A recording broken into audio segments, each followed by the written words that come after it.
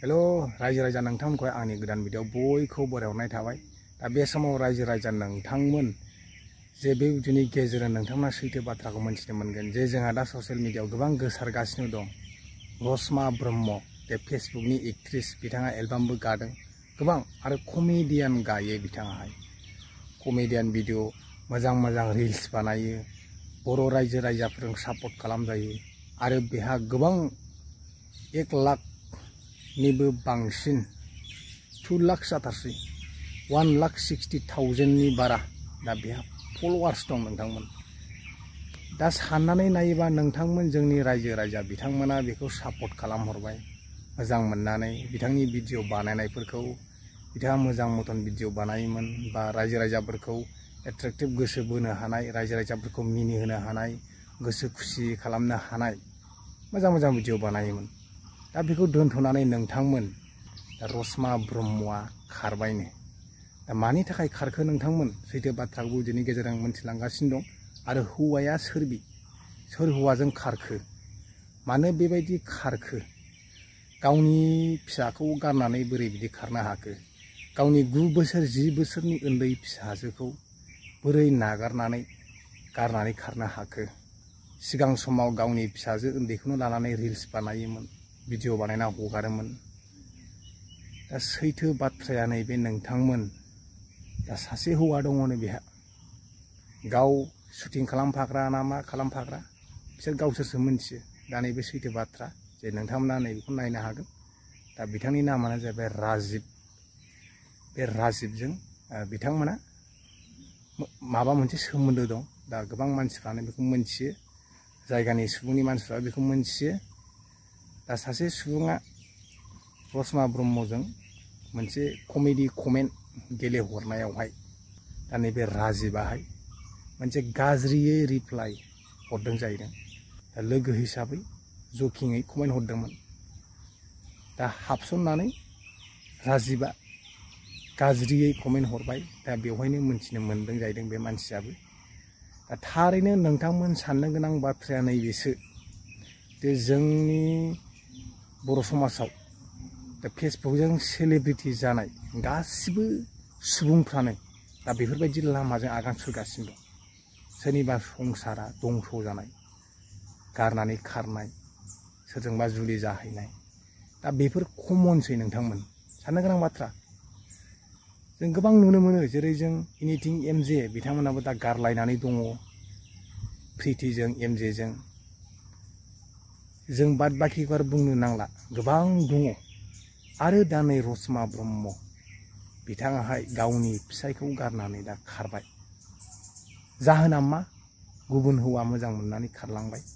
आरो मोनसे बाथ्रा बुंदों जे पस्ट हगारनाय मानसिया सासे सैथो बाथ्रा खिथाग्राया, बिनि थाखायनो नैबे राजिबनि थाखायनो बिथाङा सिन्दुरबो थुआमोननो खाफालाव। रसमा ब्रह्महाय सिन्दुरखौ गोबां खम थुयोमोन जाहैदों, सिगांनिफ्रायनो रिलेसनाव दंखायोमोन खोमा। बिनिखायनो दा बेबायदि अबस्था, बेबायदि हालोद खालामबाय बिथांमोना। दा बेबायदि गाज्रि भाइरेल सेलेब्रिटि सासे आइजोआ, फेसबुकनि सासे आइजो, फेसबुकनि एक्ट्रेस जायखौ जों बयबो मोनथियो, एलबामबो गालायलायो। दा बिथाङानो दा गुबुन हौवाजों खारलांबाय। लासिंसिंनि बाथ्रा नोंथांमोन। रायजो राजायानो सापर्ट खालामनानै गिदिर खालामबाय, सिनायजाहोबाय। दा रायजो राजानि सिगाङाव लासिंसिं दा गावनि गुबै आखु, गावनि गुबै केरेक्टार दा जों बेखौ मोनथिनो मोनबाय रायजोफोर। रसमानि गुबै आखुथाय, रसमानि गुबै गोसोनि साननाय हनाय, रसमाया माबायदि मानसि। दा बेहाथ' गावनि निजे फिसाय दंखायो, फिसाबो दङ। साननो गोनां बाथ्राया बेसो आरोखि, दुखुनांथाव। गावनि फिसाफोरखौ गारनानै संसारखौ दंस' खालामलांनाय, गुबुन सेंग्राजों खारलांनानै संसार जाहैनाय, बेसेबां दुखुनांथाव। दा बेफोर जाथायाथ' जोंनि समाजाव दा जाबाय थानाय थासारि, दा कारेन्ट सिटुवेसनाव दङ बियो। दा बेफोरबायदिखौ नुबाय थायोब्ला जोंनि समाजाथ' गुबुंले जाखागोन आरो गुबुंले जाबोगासिनो दङ थासारिया। दा बेफोरखौ हायोब्ला बाङायसो खालामनांगौ, बेफोरनि जेंनाखौ सुस्रांनांगौ, हमनांगौ बेफोरबायदि मानसिखौ। बे हाबा जाखानाय मानसिया सेंग्राफोरजों खारनाय, बेबायदि मानसिखौ समाजा, रायजोआ हमनांगौ, सास्ति होनांगौ। दा आं सैथो बाथ्राखौ बुङो आरोखि। बेफोरबायदि खालामाब्ला गुबुंले थासारिया फैबाय थागोन। दा खारन थायो बिथांमोना मानो थाखाय खारदों, मानि थाखाय मादों। दा खारना जाहैबाय जे दा फिसाइफ्रा मोजांबाबो गाज्रिबाबो गावनिनो फिसाइ नोंथांमोन हा।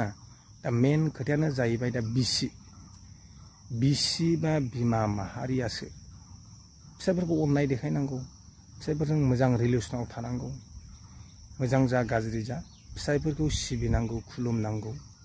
बेयो जाहैबाय बिमा माहारि बा बिसिफोरनि बे दायित्व आरोखि। गावनि फिसाखौ गियान होनाय, फोरोंनाय, आखल आखु दानानै होनाय, मानसि खालामनाय। दा बिमा माहारि बा सासे फिसाजोनि बिमा जालायलायनानै गुबुन हौवाजों खारलांनाया बेसेबां लासिं सिंनि बाथ्रा। फेसबुकनि सेलिब्रिटि, फेसबुकनि एक्ट्रिस लायानो।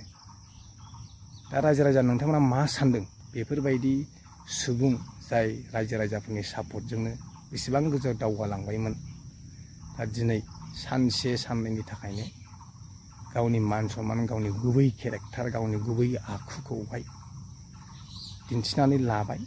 रायजो राजाफ्राबो मोनथिबाय दा बे माबायदि मानसि।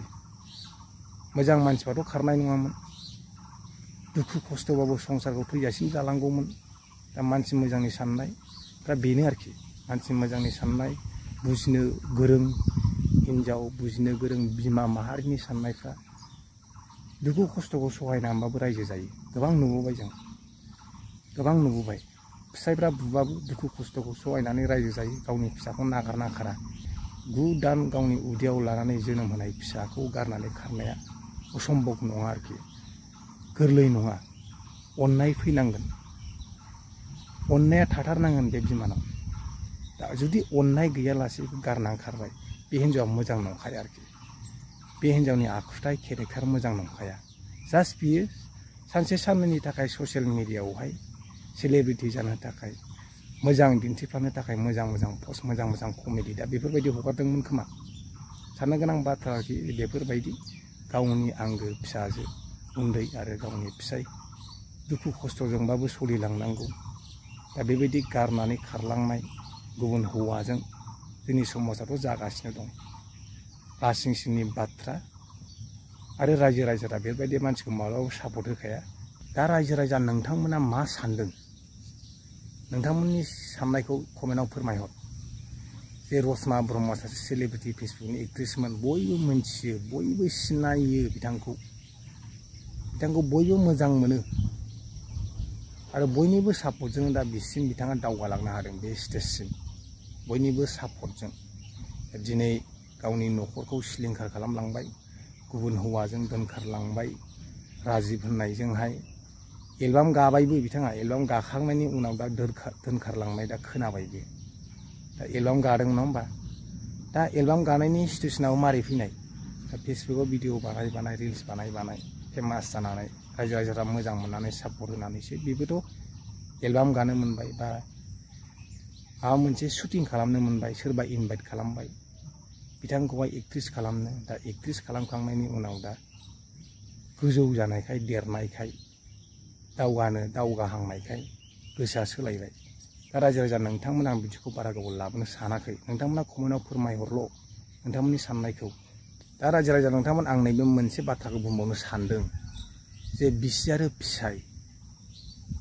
फिसाइनि गेजेराव दाय जालायनायनि उनावहाय जे सोरबा हौवा बा सोरबा गुबुन सेंग्रा बा गुबुन हौवाजों जे हिन्जावफ्रा जेनेबा बे रसमाया जे मोजां मोनलायबाय नङा होमबा?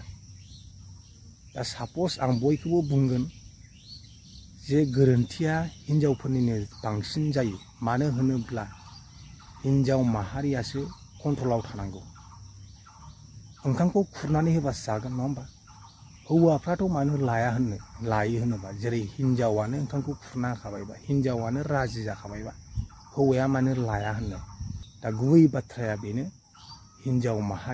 हिन्जावफ्रा बांसिन सांग्राङै थानांगौ, गावखौ हमथाना लाखिनो हानांगौ, कन्ट्रलाव थानांगौ।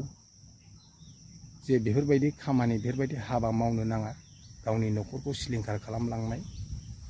दा सैथो बाथ्राया बेनो आरोखि नोंथांमोन, जे हिन्जावा जुदि गोसो गैयाब्ला हौवायाबो बहा लानानै खारनो हानो।